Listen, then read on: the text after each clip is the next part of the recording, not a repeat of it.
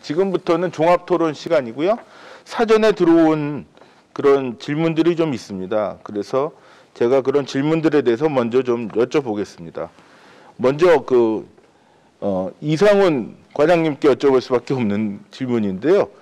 정신과적 응급 상황을 좀 예방할 수 있는 어떤 방법, 특히 가족분들이 좀 참고할 수 있는, 응급 상황이 안 생기면 좋을 테니까 그런 응급 상황이 생기지 않도록 좀 예방할 수 있는, 그래서 가족들이 좀 참고할 수 있는 방법이 뭐가 있을까요? 하고 질문을 해주셨습니다.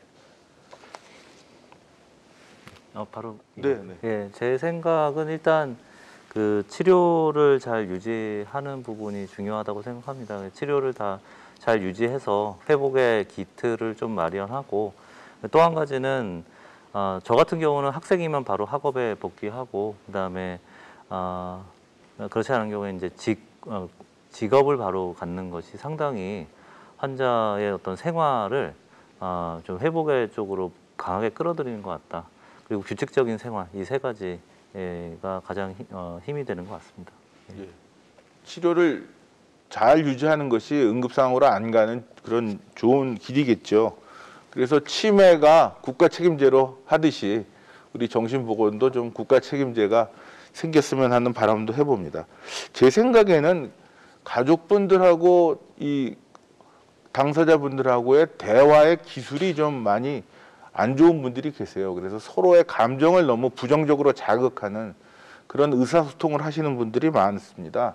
그래서 그런 의사소통 방법을 조금 개선시키면 이렇게 감정적으로 나빠져서 응급 상황으로 몰리는 그런 일이 좀 적지 않을까, 그런 생각도 해봅니다.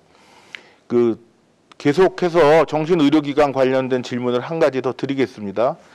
예, 코로나로 인해서 응급입원이 너무 어려워졌고, 또 그런 상황에서는 공공병원이 이유를 막론하고 좀 입원을 받아야 되지 않겠느냐, 왜 좀 더 적극적으로 못하느냐, 또 자가격리자 혹은 확진자에 대한 입원 및 응급 대응은 어떻게 하고 있느냐, 이런 질문이 있습니다. 일단 저희가 역할을 뭔가 부족하게 한 부분이 있어서 그러신 것 같으니까 일단 사과 말씀을 좀 드리고요. 지금 상황은 이렇습니다. 지금 저희가 많이 그래도 처음 겪는 상황인데 지금 많이 개선이 됐습니다. 그래서 보라매하고 그다음에 국립정신건강센터에서 입원을 위한 코로나 선별 작업을 선별 검사를 하고 있습니다. 그래서 보라매는 응급 체류를 하면서 하고 있고, 그다음에 국립센터는 응급 입원을 하면서 하고 있습니다. 지금 한 연간 700건수의 응급 입원 건수가 서울시내만 발생하고 있는데요. 지금 저희가 응급 베드 수를 최근에 2배로 늘렸습니다. 이번 달에 늘렸습니다. 음압기를 추가로 설치해서 그렇게 되면 약간 더 여유 있게 잡아가지고 그러니까 서울에서 발생하는 응급 입원에 대해서는 저희가 충분히 다 커버할 수 있다, 이렇게 좀 노력하고 있다, 이렇게 봐주시면 좋겠고요. 자가격리자에 대한 사실 정신건강 문제가 좀 이슈가 됐었습니다. 그래가지고 저희가 병동 하나를 다 비우고 자가격리자 중에 정신과적 문제가 도움이 필요하신 분들에 대한 병동을 만들었는데, 그 무렵에 이제 집단 발병이 시작되면서 다시 그 병동을 좀 폐쇄를 하였습니다. 그래서 보통 이런 경우에는 이제 중대본에서 중앙대책본부에서 어떤 지금 가용한 자원을 순서대로 잘 이렇게 배분하는 기능이 가장 중요할 것 같고요. 한 기관에서 다 맡을 수는 없는 상황인 것 같습니다. 네. 말씀 감사드립니다. 이번에는 정신건강복지센터 쪽에 드린 질문입니다. 응급 입원 이후에 퇴원한 환자들의 사후 관리가 다시 이런 응급 상황을 만들지 않는데 중요한 것 같은데, 이렇게 응급 입원 후에 퇴원한 환자들에 대한 사후 관리 체계, 그런 것은 어떻게 하고 계신지 좀 궁금하다고 질문을 주셨습니다. 네, 얼마 전에 이제 저희 센터에서도 좀 자료를 보니까요.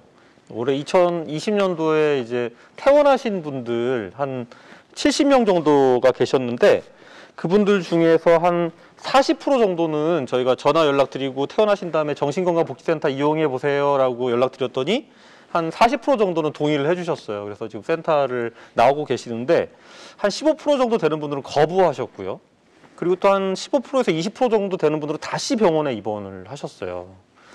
이런 이제 모습들을 좀 보게 되는데, 이처럼 이제 퇴원하신 분들에 대해서는 저희가 연락을 드립니다. 그리고 이제 만약 거부하시는 분들이라도 핸드폰에 문자 메시지 같은 걸 남겨서 혹시라도 마음이 다시 좀 연락하고 싶거나 도움이 필요하면 연락 주세요라고 이렇게 남기는 방식을 하는데, 현재 복지부에서는 거부하더라도 3번까지 연락을 해봐라라고 이제 해서 최대한 그렇게 맞춰서 하고 있고요. 퇴원하신 분들이 또 집에만 계시는 경우들이 많기 때문에 정신건강복지센터에서는 사례관리라고 해가지고 정신건강 전문 요원들이 한 달에 2번 이상 가정 방문해서 이분이 필요한 어떤 지역사회의 보건이나 복지 서비스를 연결해드리기도 하고요. 또 지역에 있는 좋은 정신재활시설 서비스도 또 안내해드려서 적어도 다시 입원하지 않도록 돕기 위한 노력들을 많이 기울이고요. 또 하지만 또 그러다가 증상이 안 좋아지시거나 이래서 입원이 필요한 경우에는 최대한 장기간 입원하지 않도록, 단기간 입원할 수 있도록 저희가 병원에 계시는 동안 재원 관리도 해드리고, 또한 만약에 입원비가 필요한 분들은 입원비도 지원해드리는 그런 역할들을 해서 이분이 다시금 빠른 시간 안에 지역으로 돌아올 수 있도록 하는 체계들을 최대한 다양하게 운영을 하고 있습니다. 예, 대답 감사드립니다. 이번에는 가족분들한테 한번 여쭤보겠습니다. 사전 질의 주신 내용들을 지금 토론하고 있습니다. 정신과적인 응급 상황 시에 가족들한테 각 기관이 어떤 도움을 주어야 한다고 생각하시는지 좀 구체적으로, 이런 응급 상황에서 가족들이 굉장히 어려우시지 않습니까? 그런 상황에서 가족들한테 구체적으로 어떤 도움이 좀 있어야 된다고 생각하시는지 말씀을 해달라는 그런 얘기입니다. 예, 아까도 말씀드렸다시피 이제 보호 의무자가 이제 챙겨야 될 서류 같은 것도 많고요. 여러 가지 힘든 점이 있습니다. 그래서 보호 의무자 제도를 좀 폐지를 검토해 주셨으면 하는 게 하나 있고요. 또 하나는 이제 실제로 이제 출동을 하셨을 때 진술을 듣게 되지 않습니까? 가족의 진술도 듣고 당사자분들의 진술도 듣고 하는데, 제가 직접 경험해 보니까 한 자리에서 듣도록 되어 있습니다. 어떤 일이 있고 왜 필요한지 각자의 그 입장을 듣게 되는데, 한 공간에서 이제 말씀을 드리다 보면은 가족하고 당사자 간의 언쟁이나 분노가 더 심해지는 경우도 있고요. 갈등이 심해지는 경우도 있습니다. 그래서 가능하다면 약간의 분리된 장소에서 당사자의 말도 출동하신 분들이 듣고, 그다음에 가족의 말도 출동하신 분들이 각자 이제 분리된 공간에서 좀 진술을 받는 그런 이제 응급 대응 매뉴얼이 만들어졌으면 좋겠습니다. 또한 입원 직후에는 이제 동료 지원가 분들이 아까 말씀에 나왔다시피 당사자하고 상담해주는 그런 서비스가 있으면은 가족 입장에서도 좀 좋겠죠. 꼭 환자 입장뿐만 아니라 가족 입장에서도 그런 분들의 서비스가 있으면 참 좋겠습니다. 예, 이상입니다. 예. 아무래도 보호 의무자가 너무나 많은 책임을 지고 있는 것이 사실인 것 같습니다. 그래서 이게 이제 뭐 한국하고 일본 정도 남아 있는 것이 맞는 것 같고요. 뭐 우리나라 워낙에 유교적 가부장제도, 가족주의 이런 것에 익숙하다 보니까 아직 보호 의무자가 많은 책임을 지게끔 이렇게 되어 있는데, 조금 선진적으로 크게 한번 바꿔볼 필요도 있다, 그런 생각이 자꾸 들게 됩니다. 그러면 아무래도 뭐 국가가 좀 더 적극적으로 나설 수밖에 없게 되겠죠. 예, 다음 실시간으로 들어온 질문 하나 드리겠습니다. 코로나19로 인해서 비대면 서비스가 일상이 된 지금 상황인데, 사례 관리 대상자가 위기 상황이 되는 경우에 지금 비대면 서비스밖에 할 수 없는데, 이런 상황에서 이런 응급 상황을, 위기 상황을 어떻게 예방하는 것이 좋겠는가, 이런 비대면 상황에서 어떻게 가능한 방법이 있겠는가 하는 말씀입니다. 이건 이상호 과장님이 그래도 답변해 주시는 게 좋겠죠? 전준희 선생님이 전준희 선생님이 하시는 게 좋겠습니까? 네네. 네, 사실은 뭐 이해를 못 하시는 분들도 계실 수가 있지만, 이 코로나로 인해서 비대면 상황에서 굉장히 어려운 삶의 환경에서 살고 계신 정신질환자분들이 계세요. 하루 식사도 제대로 못 하시고 하는 분들이 막 계시니까, 현재 이제 정신건강복지센터에서는 혼자 살고 계시는 우리 회원분들을 위해서 이렇게 밀키트 같은 거를 이제 방 앞에다 이렇게 걸어놓고 이렇게 오는 경우들도 있고요. 또 대부분의 비대면 상황들이지만은 적어도 병원의 외래라든지 이런 동행들을 하기 위한 최소한의 조치들은 정신건강복지센터에서 해드리고 있습니다. 그리고 또 하루 종일 집에만 계시는 경우들도 많기 때문에 어떤 방식도 택하고 있냐면 그 온라인 커뮤니티 있잖아요. 이렇게 해서 저희 센터 같은 경우에는 랜선 주간 재활이라고 해가지고 아침에 9시가 되면 띵동 해가지고 이제 회원분들이 다 같이 그 방에 들어옵니다. 그래서 하루에 미션도 같이 정하고 이렇게 하다 보니까 우리 사례관리 대상자분들이 그래도 내가 하루의 일상이 좀 이렇게 유지가 되는 것 같다. 그러면서 이제 어려움들도 함께 서로 공유하기도 하고요. 그래서 물론 이제 대면 서비스 중심에 있었던 그런 일상만큼의 충분한 건 아니지만 최소한의 어떤 그 컨택트를 통해 가지고 그리고 우리가 얼마나 관계를 먹고 살아가는 사람들인가라는 인식들을 좀 할 수가 있어서 일상의 소중함들을 느끼고 있는데요. 예, 그런 걸 통해 가지고 우리 지역에 계신 정신질환자분들이 위기 상황까지 가지 않을 수 있도록 최대한 좀 지원을 하고 있는 상황입니다. 네네. 제가 보고 제가 홍콩에서 본 경험인데요. 좀 말씀을 드리면 도움이 되실 것 같습니다. 전화로 환자분들을 상담해주는 서비스를 아주 전문적으로 전화하시는 분들을 아주 전문적으로 훈련을 시키고 교육을 시켜서 24시간 풀 가동을 해서 전화를 받고 있는데 그 서비스는 크게 3가지였습니다. 하나는 퇴원하신 분들을 계속 팔로우하는 것이 있었고요. 또 하나는 정신질환에 대해서 궁금한 분들이 전화를 오면 이렇게 상담을 해주는 서비스. 또 하나가 마지막 서비스가 뭐냐 하면 이렇게 치료를 잘 안 받고 좀 병원에 오지 않는 분들을 그냥 끝까지 추적해서 전화를 해서 전화도 하고 문자도 보내고 아무튼 끝까지 추적을 해서 결국은 서비스와 연계가 되게 하는 그런 프로그램입니다. 그래서 이 코로나로 인해서 비대면이 일상이 된 상황에서 그래도 어떤 그 도와줘야 되겠다는 절실한 마음을 갖고 전화로라도 이렇게 끈질기게 환자분들을 연계를 하면 그 위기 상황에서 그래도 벗어나실 수 있지 않을까 그렇게 생각이 됩니다. 중요한 거는 뭐 얼굴 보는 것이 더 좋지만 그래도 비대면 상황이라도 정말 그 좋은 마음으로 선한 마음으로 끝까지 관리하겠다는 사례 관리 해드리겠다는 생각이 더 중요할 것 같습니다. 예, 지금 그 아까 주제 발표하신 분들께도 몇 가지 질문을 드리겠습니다. 그 최근에 이제 얘기를 들어보면은 응급 상황 말고 준응급 상황, 그러니까 자해와 타해가 확실하지 않은데 그래도 준응급 상황이고 치료가 꼭 필요한 경우이긴 하죠. 근데 뭐 자해와 타해는 좀 불분명한 경우에 그러면 이분들을 좀 그래도 입원시켜야 되지 않느냐. 지금 정신보건법이 이분들에 대한 치료의 어떤 기회를 너무 제한하고 있다. 쉬운 치료가 아니고 어떤 급성기 치료가 좀 잘 못되게 하는 그런 문제가 있다. 이런 얘기도 좀 있고 아까 박종원 편집국장님도 뭐 그런 당사자가 좀 어려울 때는 좀 치료를 적극적으로 받는 것이 좋겠다 이런 말씀 하셨는데 이정화 대표께서 그런 면에 대해서 좀 말씀을 해 주십시오. 물론 이제 당사자들의 자기 결정권, 인권 이런 것이 상당히 중요합니다만은 그런 준응급 상황에서 어떻게 하는 것이 좋은지 그래도 좀 치료를 적극적으로 하는 것이 좋을지 아니면 그래도 좀 기다려 봐야 될지 말씀 부탁드립니다. 당사자의 응급 상황이나 또 준응급 상황이 굉장히 화두죠. 저희는 여전히 자기결정권이 보장될 수 있는 환경에 대해서 이야기를 하고 있거든요. 현실은 아직까지는 저희 당사자도 지금 입원을 해야 되지만 갈 병원이 없어요. 아까 박종원 국장님이 말씀해 주신 것처럼 치료 환경이 환경다워야 되거든요.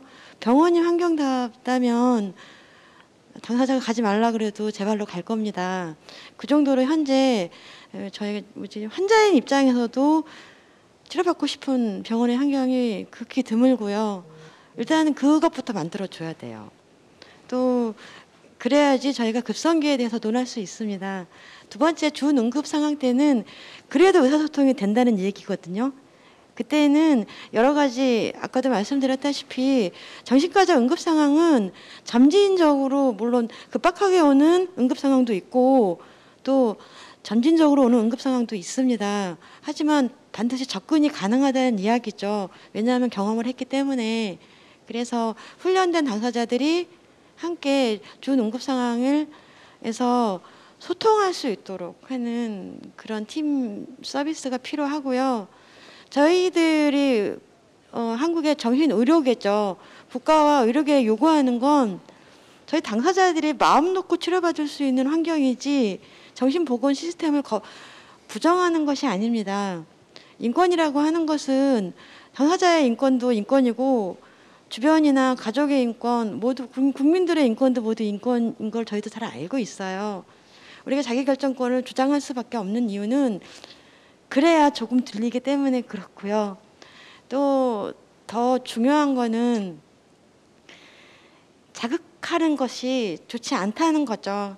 정신과적 응급 상황은 어떤 상태냐면 극단적으로 예민해진 상태거든요. 극단적으로 예민해진 사람은 본능적으로 타인이 내뿜는 에너지를 본능적으로 감각합니다. 그렇기 때문에 적대적인 감정이나 소통 불능의 그 에너지를 일반 사람들은 못 느껴도요. 환자이기 때문에 느낀다는 거예요. 그래서 굉장히 전문적으로 훈련받은 사람들이 그 응급 환자들을 대해야 된다고 생각을 하고요. 그래서 응급팀이 필요합니다. 준 응급 시에는 선택할 수 있는 선택지, 위기 쉼터라든가 그런 것들을 지금 제도적으로 지역사회에 인프라를 만들어야 되는 게 급선무인 것 같습니다. 대답이 됐는지 모르겠습니다. 네, 감사합니다. 좀 당사자들이 치료를 받기를 원할 수 있는 그런 좀 좋은 급성기 치료 시설을 좀 만들어 달라 그런 말씀이셨습니다. 그런데 현실은 좀 그렇지는 못한 것 같습니다. 현실은 지금 급성기 치료 시설들이 오히려 없어지고 있고 대학병원에서는 정신과의 어떤 전체 대학병원의 그 수입에서 정신과가 차지하는 비중이 굉장히 낮기 때문에 그 복잡한 그 급성기 입원 시설이 오히려 줄어드는 그런 상황입니다. 그래서 현실은 그렇지가 못한데 아무튼 힘을 모아서 좋은 시설도 만들고 신뢰도 올리고 상호 이해도 좀 높이고 그래서 아무튼 준응급 상황의 환자분들도 조금 편리하게 입원하실 수 있는 그런 상황이 되기를 저도 바랍니다.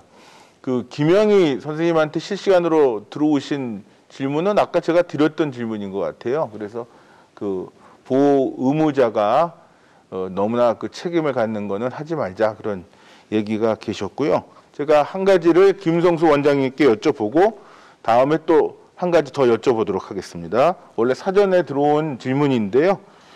그 자해 타해 위험성의 평가 기준이 좀 불분명하고 애매모호하다. 그래서 이 경찰이 생각하는 것과 정신건강복지센터에서 생각하는 응급성, 자타의 위험성의 평가 기준 이런 것들이 좀 다를 때가 있다. 그래서 어떤 기준으로 긴급성을 판단하는 게 좋겠는가? 뭐 그런 질문입니다. 저기 앞에 보이는 질문은 제가 다음에 드릴 거고요. 지금 일단 자해와 타해의 기준이 좀 모호한 부분이 있고 또 경찰하고 정신건강복지센터에서 바라보는 게 좀 다른데 어떤 기준이 좋겠는가? 또 그런 평가 기준은 어떻게 갖는 게 좋겠는가? 거기에 대해서 먼저 말씀을 해 주십시오. 이건 사실은 너무 어려운 질문이라 제가 해법을 이렇게 좀 개인적으로라도 많이 고민을 하고 있는 부분이라 일단 우선은 좀 명확한 답변을 드리기가 참 어렵다는 말씀을 좀 먼저 드리고 싶고요. 지금 현재는 현장에서 지금 눈앞에 보이는 어떤 자해 타해 행동이 있을 때 이제 그걸 기준으로 해가지고 이제 그 공권력에 의해서 위기 당사자를 구인해 오도록 되어 있는데 그런데 실제로 그 눈앞에 현존하는 위기 어떤 자해 타해 위험성이 발생하기 전에 개입하는 것이 더 안전한데 이제 그것이 되지 않기 때문에 경찰관분들은 집에 출동했다 계속 돌아가시게 되는 상황이 이렇게 생기고 또 가족분들도 불안이 고조가 되고 또 당사자들도 적절한 개입을 빨리 받기 좀 어렵게 되는 것 같습니다. 그래서 기준도 중요하지만 아까 이제 우리 박종원 선생님도 얘기해 주셨고 전주린 선생님도 얘기해 주셨지만은 이제 초기에 이렇게 지금 인지가 되었을 때 당사자가 가정에 있는 상황 내지는 지역에 있는 상황에서 좀 적절한 인력들이 적절하게 좀 당사자에게 충분히 설명을 하고 안심을 시킬 수 있음으로 인해 가지고 실제 자타의 위험성까지 진행되기 전에 치료에 연계될 수 있도록 하는 것들에 대한 어떤 지원이 좀 해결책이 아닐까 그렇게 생각이 됩니다. 예, 거기 서 계시고요. 다음 질문 받으셔야 되니까요. 예, 아무튼 지금 저희들이 생각해 보면 이렇게 저희들이 꼭 지켜야 될 것들은 참 많은데 문제를 해결하기 위해서 이렇게 풀어야 될 과정들은 상당히 미흡한 게 많아서 뭐 사례집을 많이 만들어서 좀 공유를 하고 또 그런 좀 아무튼 당사자들끼리 좀 이해가 서로 좀 많이 돼서 공유하고 좀 신뢰를 높이는 그런 작업들이 반드시 필요할 것 같습니다.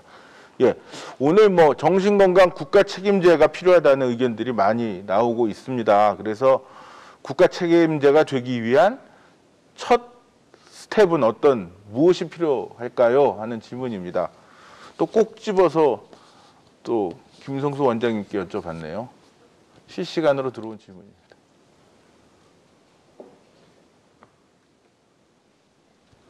저 질문은 사실 제가 이렇게 깊이 생각을 많이 해보지 않은 주제라 지금 당장 답을 드리기가 좀 어려울 것 같습니다. 네. 그러면은 국가 책임제에 대해서 혹시 대답을 하실 수 있는 분은 좀 생각해 주시고요. 그 위에 질문 한번 드리겠습니다. 근데 인권이 중요하지만 실무자의 안전도 중요한데 이렇게 그 당사자의 인권을 보장하기 위해서 일을 하는 실무자의 안전이 위협받는 경우는 어떻게 해야 될까요? 하는 질문입니다. 이 그러니까 안전과 인권은 같이 갑니다. 안전을 강조하다 보면은 이제 인권적으로 어려워지는 부분들이 있게 되는 거고요. 그래서 또 당사자의 안전과 실무자의 안전이 따로 있는 것이 아니고 당사자의 인권과 실무자의 인권이 따로 있는 것이 아닙니다. 그래서 우선 우리가 아마 현장에서의 비강압 접근에 대한 어떤 질문으로 지금 들어온 것 같습니다. 비강압 치료를 하다 보면은 실제로 어찌 보면 당사자가 아닌 이제 종사자들의 안전이 좀 위험해지지 않느냐 하는 염려 때문이신 것 같기도 하고요. 근데 비강압 치료에 대해서 몇 가지 좀 의견을 좀 말씀드리자면은 환자를 이렇게 끈으로 강박하는 방식으로 치료하는 것이 실제 치료에 도움이 된다라는 과학적인 근거는 대단히 희박합니다. 논문을 찾아도 제가 없더라고요, 거의. 이제 그 어떤 선망이 있다라든지 뭐 진압력이 떨어져서 이렇게 부상의 위협이 있는 환자분들의 경우를 제외하고는 이제 정신 증상을 급성기 증상이 보인다고 해서 그분들을 어떤 강박대를 이용해서 묶는 것이 효과가 있다는 근거는 거의 없습니다. 그렇지만은 그분들을 강박대를 이용해서 묶게 되는 경우에 그로 인해서 신체적인 위협이라든지 폐색전증이라든지 내외과적 합병증이라든지 여러 가지 심리적인 트라우마가 생기고 이후에 회복에 어떤 큰 좀 저해를 받는다는 근거는 굉장히 많이 있습니다. 그렇기 때문에 끈으로 환자를 묶는 거는 좀 피해야 되고요. 그래서 이제 끈으로 환자를 묶지 않는 방식의 치료를 하기 위해서는 전에는 없었던 방식의 좀 치료법들이 좀 도입이 되고 개입이 이제 좀 정착이 되어야 합니다. 그 중에 대표적인 부분들이 이제 예를 들어 영국 같은 경우에는 이제 NHS 시스템 안에서 PMVA라고 합니다. 이제 Prevention and Management of Violence and Aggression, 그러니까 공격성과 폭력성에 대해서 미리 예방하고 다루는 것들에 대한 어떤 심리적인 이해나 개입 방법에 대해서 모든 정신보건 종사자들이 전문적인 교육을 받고 훈련을 받게 됩니다. 그것들을 이제 WHO에서는 어떤 디에스컬레이션 테크닉, 그러니까 안정화 기법이라든지 실제 위기 상황이 발생을 했을 때 굉장히 잘 훈련된 응급 대응 팀들이 어떤 리더의 어떤 지도에 의해서 환자분들을 안정시키고 안심시키고 이렇게 진정시키는 작업들, 그리고 필요하다면은 투약을 하게 되더라도 좀 물리적인 강박을 회피하면서 다치지 않고 모욕감을 느끼지 않고 접근하는 방법들, 그리고 그 전에 미리 치료 환경 안에서 어떤 촉발인자들을 제거를 하고, 그리고 환자분을 이렇게 좀 안정적인 공간에 두게 되더라도 그 끈을 사용하지 않고 스스로 다치지 않고 지낼 수 있는 하드웨어들을 갖추게 되는 것들, 그리고 디브리핑이라는 개념이 있는데요. 굉장히 중요한 개념입니다. 실제로 억지로 투약을 하거나 불가피하게 격리를 하게 되더라도 그 과정에 대해서 그 과정에 종사한 이제 좀 참여한 치료 스태프들이 그 처치 이후에 그 상황에 대해서 이렇게 좀 일종의 서로 성찰적인 작업을 하는 거죠. 이 전체 과정에 대해 가지고 리뷰를 해보고, 그리고 그 경험을 하신 당사자분들을 일정 시간이 지난 다음에 찾아가 가지고 그 트라우마에 대해 가지고 다루고, 또 치료진들의 트라우마에 대해 가지고 같이 이야기를 나누는 시간들이 굉장히 중요합니다.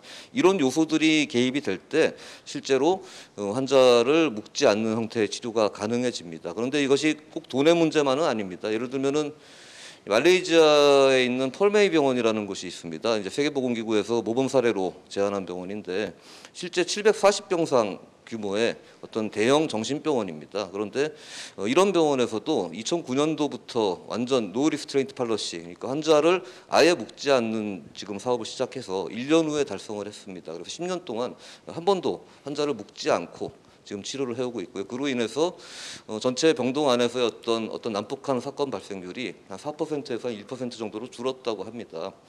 그리고 질문 안에 있는 실무자들의 안전이 위협받는 경우 역시 이런 디브리핑을 통해서 극복을 해야 되고요. 그리고 인력이 제일 중요합니다. 도 의원님이 저한테 이 위험한 일에 종사하는 치료진들의 방호복이라든지 이런 게 있는지 물어보신 적이 있는데, 인력이 곧 장비다라는 말씀을 드렸습니다. 충분한 인력이 있게 됐을 때, 그리고 훈련을 좀 이렇게 미리 이루어졌을 때 환자도 다치지 않고 치료진도 다치지 않습니다. 그 다음에 실제 임상 현장에서 굉장히 안타까운 부분이 그래도 불가피하게 이렇게 환자로부터 구타를 당하거나 부상을 입게 되는 종사자들이 존재합니다. 저 역시 그런 경험을 해봤었고요. 그런데 지금 현재 인력 구조에서는 환자로부터 구타를 당하거나 부상을 입게 돼서 굉장히 심리적인 트라우마가 큰 상태에서도 그분들이 바로 휴가를 받거나 어떤 트라우마에 대해 가지고 이렇게 휴식을 취할 수 있는 시간이 주어지지 않고 현장에 다시 투입되는 과정들이 많습니다. 그렇기 때문에 적어도 이런 부분에 대해 가지고는 좀 철저하게 이렇게 휴식 기간이라든지 이런 마음의 상처로부터 회복될 수 있는 지지와 서비스가 좀 필요하다고 생각이 되고요. 더불어서 이런 것들이 좀 가능해지기 위해서 결국은 수가가 굉장히 중요합니다. 지금 현재 우리가 강박을 하지 않으려고 해도 환자를 격리실에 격리시키게 되고 주사를 놓게 되면은 정신과적 응급처치 수가가 발생을 합니다. 한 5만 원 정도 되거든요. 그런데 환자를 격리실에다가 격리를 시키고 그냥 말로만 진정을 시키고 거기다 특별히 어떤 약물을 주사 투약이라든지 경구 투약을 하지 않게 될 때는 정신과적 응급처치료가 발생하지 않습니다. 무료인 거예요. 그 다음에 우리가 그러면 이렇게 환자를 강압적으로 격리를 하거나 강박하지 않고 그거를 대신하기 위한 치료에 대한 어떤 습관은 없습니다. 뭐 이런 보조 완화기법이라든지 안정화기법에 대한 습관은 전혀 책정이 되어 있지 않고요. 그리고 이 격리 정신과적 응급처치 전후에는 이제 상담을 길게 한 것도 인정이 되지 않습니다.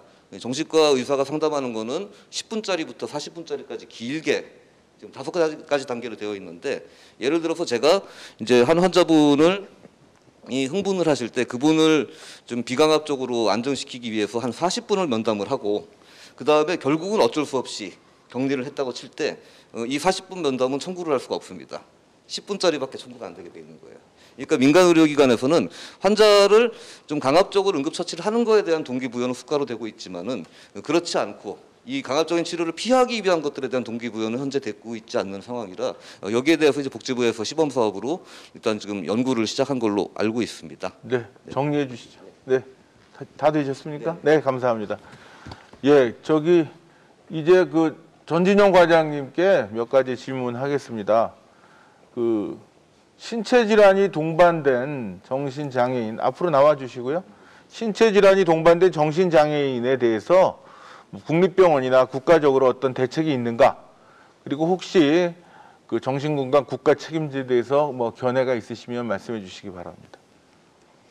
예, 답변 드리도록 하겠습니다. 예, 그 신체 질환이 동반된 환자들에 대한 어떤 치료나 이런 부분들은 굉장히 아까 경찰청의 발표에서도 얘기하셨고 그다음에 보호자분들도 말씀하셨는데 굉장히 큰 이슈가 있을 것 같습니다. 제 발표에도 말씀을 드렸는데요. 일단은 이게 종합병원의 입장에서는 병실에 어떤 한계가 있고 저희 같은 어떤 국립병원의 입장에서도 이제 결과적으로 이제 모든 신체 질환을 커버하기에는 이제 어떤 비용이나 효과의 문제가 발생하는 것은 사실입니다. 하지만 이제 뭐 이런 것들은 누군가 해결을 해야 되기 때문에 사실 저는 이제 뭐 국공립병원들을 중심으로 뭔가 신체 질환을 같이 대응할 수 있는 그런 체계를 만들어서 뭐 예를 들면 아까 제가 일본의 예도 말씀드렸지만 어떤 그 정신질환과 신체 질환을 같이 할 수 있는 부분 그런 상황을 만들어 놓고 그다음에 아무리 국립병원이라고 하더라도 그 매일매일 담당하기는 굉장히 힘들거든요. 그래서 일본처럼 이렇게 뭔가를 나눠서 어떤 뭐 요일제라든지 어떻게 해서 이제 각각의 어떤 국공립병원들이 이제 뭐 선별적으로 돌아가면서 그 날에는 어떤 응급 입원 환자들을 신체 질환 동반 환자들을 받고 그다음에 이제 또 다른 국공립병원하고 이렇게 연계를 하거나 이런 식으로 해가지고 뭐 어떤 그러니까 뭐 모든 병원들이 뭐 영상의학과 진단검사의학과 신체질환 선생님들 다 갖춰놓고 매일매일 다 돌린다는 거는 사실은 좀 어려움이 있거든요. 그래서 그런 식으로 뭔가 어떤 당번이라든지 어떤 그런 체계를 가지고 해결하는 게 하나의 방법이 될 수 있지 않을까 싶고요. 예, 그 다음에 이제 뭐 안 그러면 이제 대학병원 같은 데라도 이렇게 어떤 좀 순번을 정해서 그러니까 이렇게 한다거나 이렇게 하는 게 조금 어떤 분배나 어떤 역할 분담을 하는 방법으로 좀 해결을 해야 되지 않을까 싶습니다. 그리고 아까 국가 책임제 뭐 말씀하셨는데 제가 뭐 어떻게 좀 뭐 답변이 될런지는 모르겠지만 제가 이렇게 다른 나라 같은 뭐 대만이나 이런 쪽을 가봐도 사실은 지금 이제 모든 것들 보호자들한테 많이 책임을 지우는데요. 사실은 이제 뭐 대만 같은 데만 해도 이제 그 이제 행정 입원의 형태로 많은 것들을 진행을 하더라고요. 그래서 이제 강제로 입원됐을 때는 국가가 모든 걸 좀 부담을 하고 이제 그 다음에 좀 증상이 좋아지면 자의 입원 형태로 됐을 때 의료보험의 어떤 도움을 받고 이런 식으로 되는데 저희는 강제로 입원을 했음에도 불구하고 그거를 보호자가 부담을 하고 보호자가 입원을 시키거든요. 그래서 뭐 좀 제가 생각하기에는 좀 장기적으로 봤을 때는 이제 보호자의 역할보다는 조금 이제 국가적인 행정 입원의 형태로 이 강제 입원은 많이 가져가야 될 것 같고요. 그리고 이제 민간에서 입원은 자의나 동의 입원 같은 형태로 이렇게 돼서 보호자분들한테 지금 책임을 조금 덜 부담을 가게 하는 그런 형태로 좀 가야 되지 않을까 생각을 합니다. 네, 이상 마치겠습니다. 답변 감사합니다. 예, 아마도 국가 책임제가 시작되는 것에 제일 먼저 해야 될 것은 이제 그 당사자와 뭐 전문가들이 좀 여론 형성부터 좀 해야 될 것 같습니다. 그래서 여론 형성을 해서 좀 알리지 않으면 어려울 것 같고요. 혹시 간단하게 그 국가 책임제에서 말씀해 주실 토론자분이 계신가요? 네, 네. 시간이 얼마 없어서 한 2, 3분 내로 말씀 부탁드립니다. 따로 말씀드리겠습니다. 네, 국가의 반대는 이제 개인 뭐 이런 게 되겠죠. 반대 개념은. 그래서 국가 책임제라는 거는 이제 이번 결정을 최종적으로 이게 정당하냐 필요하냐 아니면 잘못된 거냐 이런 걸 판단하는 것을 국가가 해야 되는 것입니다. 그래서 중사법 사법 뭐 이런 건데 그거는 사실 현실적으로 인력적인 문제라든가 비용적인 문제 때문에 첫 스텝으로 되기는 힘듭니다. 따라서 지금 질문 주신 분이 이제 국가 책임제가 되기 위한 첫 스텝이라고 질문하셨는데 아까 여론 형성 이제 그것도 동의하고요. 그다음에 더 구체적인 걸 한다고 하면은 공적 이송이 가장 첫 번째 스텝이 되지 않을까 저는 그렇게 봅니다. 더 이상 그 정신질환자 응급 상황에서 현재처럼 한 60-70%가 공적 이송에서 외면당하고 사설 이송, 사적 이송으로 되는 이 부분을 교정하는 것이 가장 첫 번째 스텝이 될 거라고 저는 생각합니다. 예, 예. 그러니까 이송 단계에서부터 뭐 환자분들이 트라우마를 많이 받게 됩니다, 실제로. 그래서 이송 단계라도 좀 공적인 책임하에 이루어지게 하고, 그다음 행정 입원이나 치료 명령제 같은 것들은 이제 정부에서 그렇게 하라고 했기 때문에 치료비를 보호 의무자한테 물리는 거는 조금 합리적이지 않을 수 있습니다. 그래서 행정 입원이나 뭐 응급 입원이나 혹은 치료 명령제에 의해서 치료받는 것들은 좀 국가가 책임을 질 필요가 있다고 생각이 됩니다. 오늘 뭐 응급 입원 갖고 응급 상황에서의 대처를 갖고 얘기를 했습니다마는 우리나라 정신건강 체계의 여러 가지 면들이 다 나온 것 같습니다. 최근에 보면 좋은 급성기 입원 시설은 오히려 없어지고 아직도 응급 상황에서 정신건강복지센터 직원들과 경찰분들의 어려움은 뭐 여전하고요. 그렇다고 뭐 장기 입원이 획기적으로 준 것도 아니고 당사자의 인권이 향상된 것도 아닌 상태입니다. 이 상태로 거의 30년을 지내왔는데 이제는 정말 큰 방향에서 좀 변화가 있어야 된다고 생각을 하게 됩니다. 보호 의무자들이 과도한 책임을 지고 있는 것도 여전하고요.